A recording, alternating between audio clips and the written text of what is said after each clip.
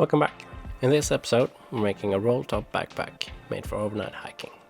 It's ultralight, frameless, hipbeltless, and the standout features are a very large stretchy front pocket, a removable back pad, sewn in stretchy shoulder pockets, slanted cinchable side pockets, adjustable sternum strap,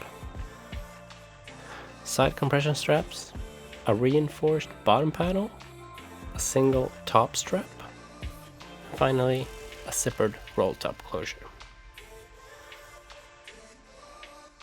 Taking a look at the spec sheet, the dimensions are 12 inches wide by 7.5 inches deep and 31 inches tall, which works out to a volume of 30 liters up to the collar and about another 10 liters in the extension. So 40 liters total internal volume, which I think is fairly large for a hip beltless pack. So it'd be well suited to loadouts that are very light yet bulky. The final weight came out to 12.8 ounces, and I actually took the time to weigh each component individually when putting the project together.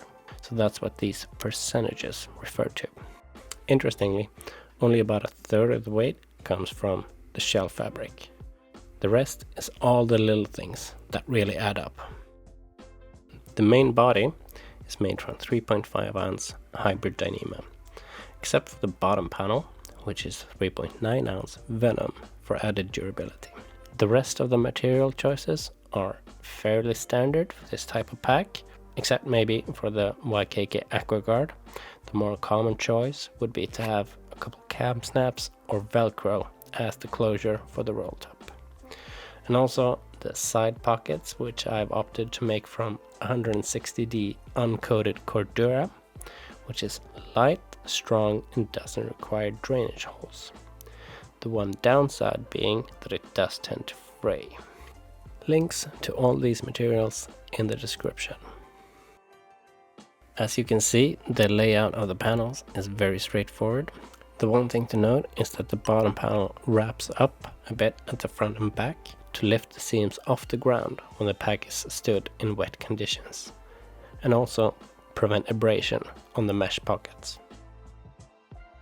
Not shown here is the pattern for the padded shoulder straps. Straps is a very personal preference, but if you want to have a go at the S-style straps I use, I'll leave a link to a printable pattern in the description as well. That's it. Let's get to work.